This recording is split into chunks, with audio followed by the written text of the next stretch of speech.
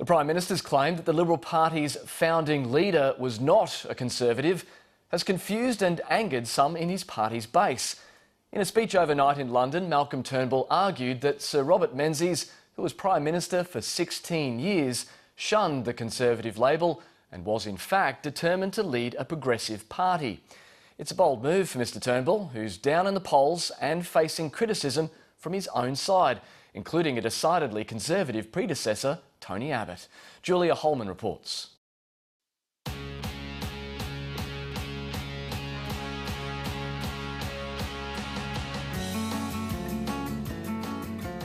Roseville Golf Club on Sydney's North Shore is Liberal Party heartland, a place where almost everyone is proud to call themselves Conservative.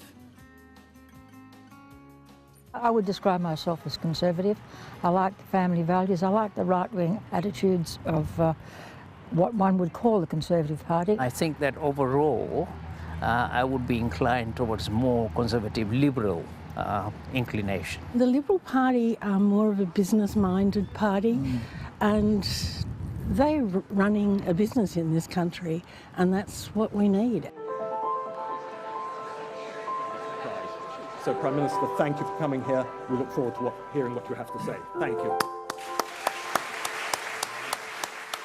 Overnight in London, Prime Minister Malcolm Turnbull declared the Liberal Party had never been a Conservative party, and he used the party's founder, Robert Menzies, to mount his case. In 1944, Menzies went to great pains not to call his new political party, consolidating the centre-right of Australian politics, Conservative, but rather the Liberal Party, which he firmly anchored in the centre of Australian politics.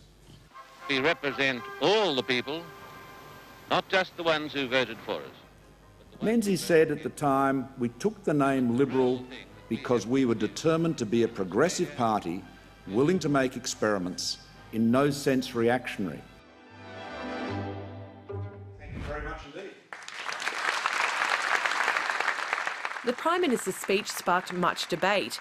First, the loyal supporters. For time immemorial, leaders from Menzies to Howard, including Fraser and Snedden and Holt and Gorton and Tony Abbott and now Malcolm Turnbull, have reaffirmed that essential truth, which is that the Liberal Party is made up of Liberals and Conservatives. And then the inevitable detractors. Malcolm has again deliberately, and this time from overseas, decided to have a brawl. Now, that was not Menzies' way. But the PM's speech was music to the ears of Senator Cory Bernardi and his newly minted Australian Conservatives Party. I suspect that if Sir Robert Menzies was alive today, he would be considering an alternative, because the party that he founded no longer seems to represent the interests upon which it was founded.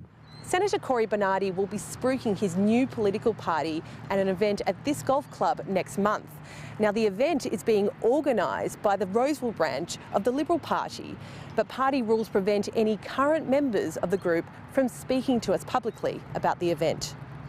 One person who can speak is Peter Wells. He's recently resigned from the Roseville Liberal Party branch to join Cory Bernardi's Conservatives. A lot of members who are thinking of leaving will look to Bernardi, and I think Bernardi will provide some interesting answers to the questions which will inevitably be asked. Yesterday's speech has convinced him that he made the right decision. I'm at a loss to explain why Malcolm would give that speech, unless he's just trying to further alienate the so-called Conservatives from the party. If a group of people are no longer welcome in their traditional home, they need to find another political home.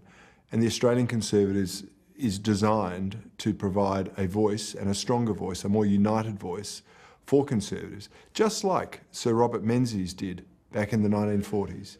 The man who's had a lot to say about Liberal Party values was unusually silent today. But for some in Conservative heartland, it's Tony Abbott's vision that will lift the party out of the bunker. At the moment, Tony Abbott is the main stirrer, and I hope what he's doing works in the Liberal Party's favour.